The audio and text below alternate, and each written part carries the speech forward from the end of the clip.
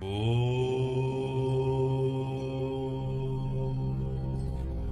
అండి, అందరికీ నమస్కారం. క్రోధినామ సంవత్సరం ఉత్తరాయణం, శశిర ఋతువు ఫాల్గుణ మాసం, శుక్లపక్షం ఏకాదశి. ఈరోజు సోమవారం ఏకాదశి విశేషమైన రోజు. ఈరోజు దగ్ధయోగం ఉంటుంది. అంటే దగ్ధము అంటే దహించున్నది అని అర్థం. అయినప్పటికీ ఈరోజు మరొక విశేషం కూడా ఉంది. అదే ఏకాదశి, రంగుల ఏకాదశి అని దీనికి విశేషంగా పేరు. ఈరోజు పార్వతీ పరమేశ్వరులకి రంగులను పూసి వాళ్ళకి విశేషంగా పూజించి ప్రపంచంలో ఉన్న ఆత్మలన్నింటికీ కూడా శాంతి కోరడం.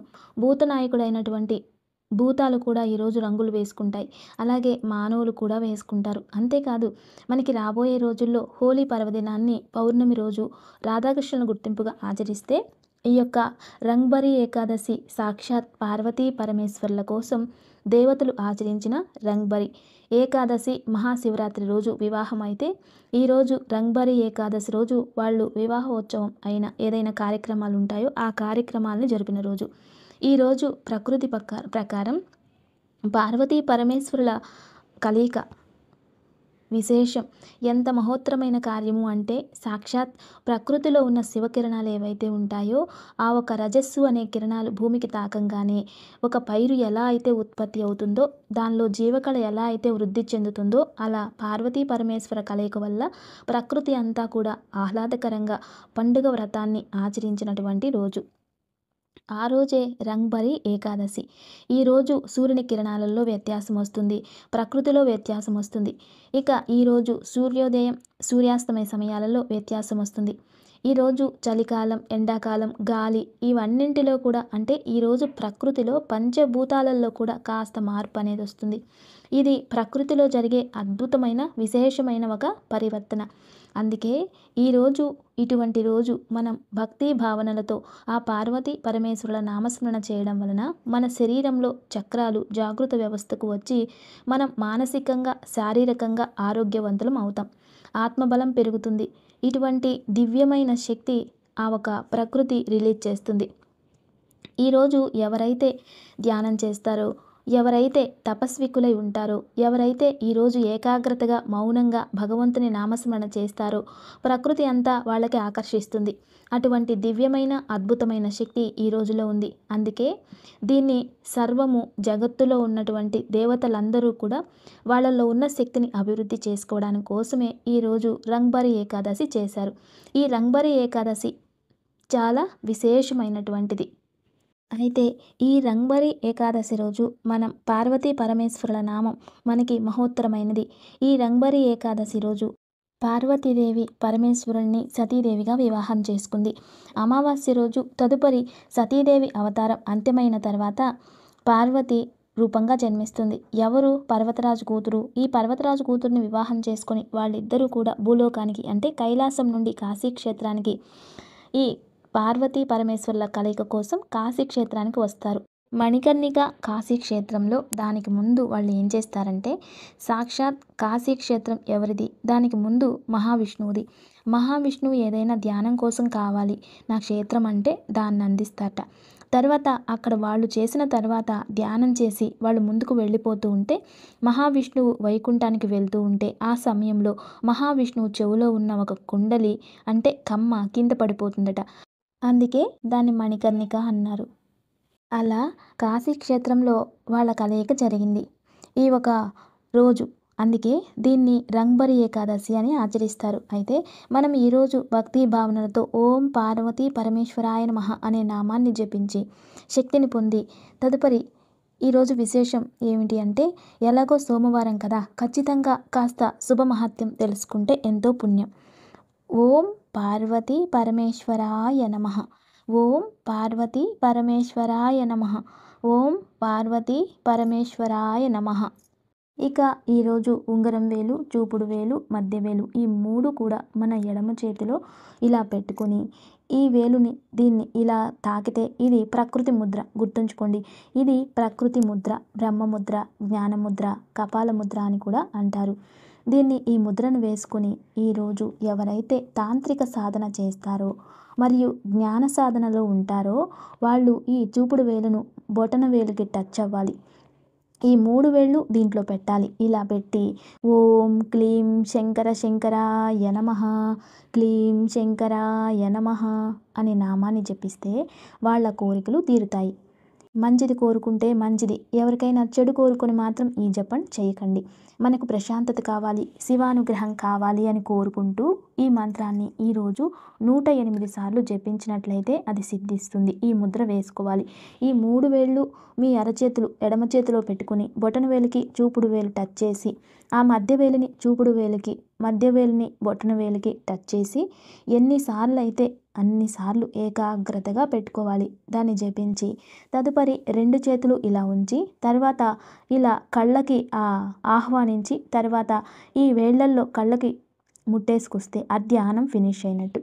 ఇది తాంత్రిక రూపం కాబట్టి ఇలా చక్కగా ధ్యానం చేసుకోండి. ఇక ఈరోజు రంగ్బరి ఏకాదశి. అలా పార్వతీ పరమేశ్వరులు కాశీ క్షేత్రం అంటే కాశీ అంటే ఎప్పుడు కూడా అంత్యం కానిది అని అర్థం. కాశీ కాశీ అంటే దానికి అంత్యం లేదు అని, నిరంతరమైనది అని అర్థం. అది కాశీ అన్నారు. వారణాసి, వార మరియు అసి రెండు కలిసినది వారణాసి. ఇక కాశీ క్షేత్రం వారణాసి. ఇక రస్బన్ అంటే పెద్ద అడవి. రస్ అంటే అక్కడ ఆ అడవిలో అద్భుతమైన అమృతం లాంటి పానీయం లభించేది, గంగామాత అని అర్థం. వీటన్నింటికీ కూడా బనారస్ అన్న దానికి అర్థం అదే ఉంటుందట.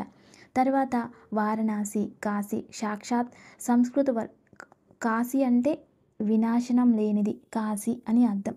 ఇటువంటి అద్భుతమైన క్షేత్రంకి వాళ్ళు వచ్చి అక్కడ ఈరోజు శివపార్వతుల కలయిక జరుగుతుందట.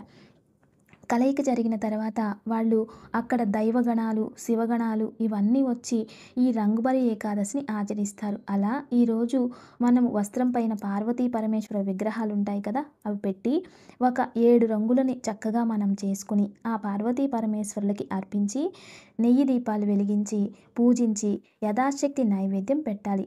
తర్వాత ఆ రంగులన్నీ కలిపి నుదుటిలో, ఇంట్లో ఉన్న వాళ్ళందరూ కూడా దాన్ని నుదుటిలో పెట్టుకోవాలి.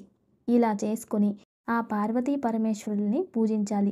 ఈరోజు ఇంట్లో ఇటువంటి క్రియని ఆచరిస్తే మనకి ఎటువంటి చెడు దోషం ఉన్నా, అవి కుటుంబానికి సంబంధించిన ఏ దోషాలైనా శాపాలైనా ఉన్నా ఇటువంటివన్నీ దూరం అయిపోతాయి.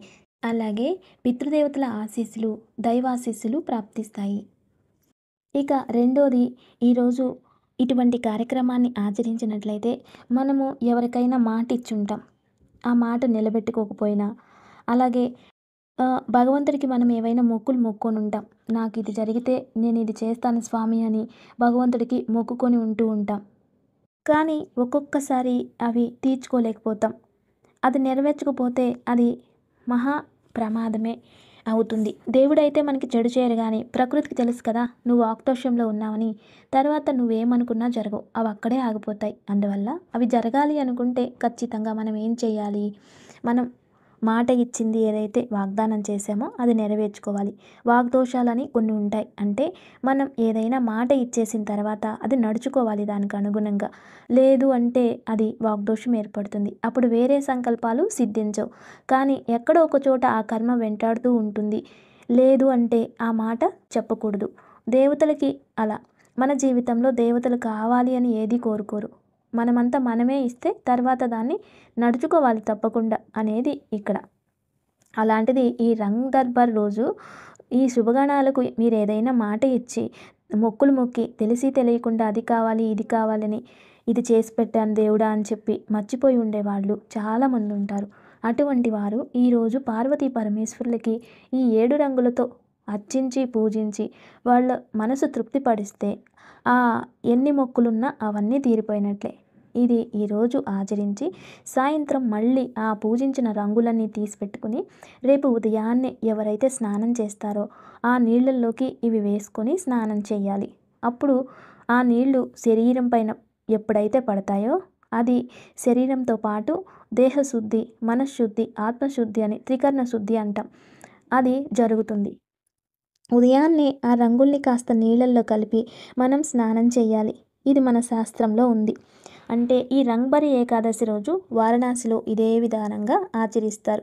ఇది ఎన్నో సంవత్సరాల నుండి జరుగుతున్నటువంటి అద్భుతమైన పూజా విధానం. అయితే ఈరోజు మరొక విశేషం కూడా ఉంది. మహావిష్ణువుకి ఎలా పూజిస్తారంటే, ఈరోజు మహావిష్ణువుకి ఉసిరి ఉసిరి చెట్టు రూపంగా పూజిస్తారు. ఈరోజు సాయంత్రం లేదా రేపొద్దునే ఆహ్, దగ్గరలో ఉన్న ఎక్కడైనా ఉసిరి చెట్టు ఉంటే, ఆ ఉసిరి చెట్టుని తెచ్చి ఇంట్లో పూజించొచ్చు. ఈరోజు ఉసిరి చెట్టుని దేవుడి గదిలో పెట్టి విష్ణు రూపంగా పూజిస్తారు. లక్ష్మీ రూపంగా కాదు, కేవలం విష్ణు రూపంగా మాత్రమే పూజిస్తారు. ఆ చెట్టుని మన దేవుడి గదిలో చక్కగా అలంకరించి, తదుపరి లక్ష్మీ విగ్రహాన్ని ఆ చెట్టు మొదల్లో పెట్టి, లక్ష్మీనారాయణ రూపంగా మాలని అలంకరించి, సాక్షాత్ లక్ష్మీనారాయణ రూపంగా ఈరోజు ఉసిరి చెట్టుని మరియు మహాలక్ష్మిని పూజించినట్లయితే లక్ష్మీనారాయణ యోగం ప్రాప్తిస్తుంది. అంతేకాదు, లక్ష్మీదేవి మన ఇంటికి వస్తుంది, స్థిరలక్ష్మిగా ఉండిపోతుంది. ఈరోజు సాయంత్రం ఇది కూడా ఆచరించి తప్పకుండా లక్ష్మీనారాయణ అనుగ్రహాన్ని పొందండి. దివ్య పూజ రేపు మంగళవారం ఉదయాన్నే ద్వాదశి ఉంటుంది. అనుకూలమైతే రేపు ఉదయాన్నే లేచి ద్వాదశి గడియల్లో మహావిష్ణువుకి ఉదయాన్నే పూజించి యథాశక్తి ఆరాధన చేసి తులసి అర్చన చేసుకోవాలి. ఇది చాలా మంచిది. రేపు ఉదయాన్నే మీరు విశేషంగా దేవీ ఖడ్గమాలను పారాయణం చేసుకున్నట్లయితే సమస్త శత్రుదోషాలు కూడా తొలగిపోతాయి. దివ్యమైన యోగక్షేమం.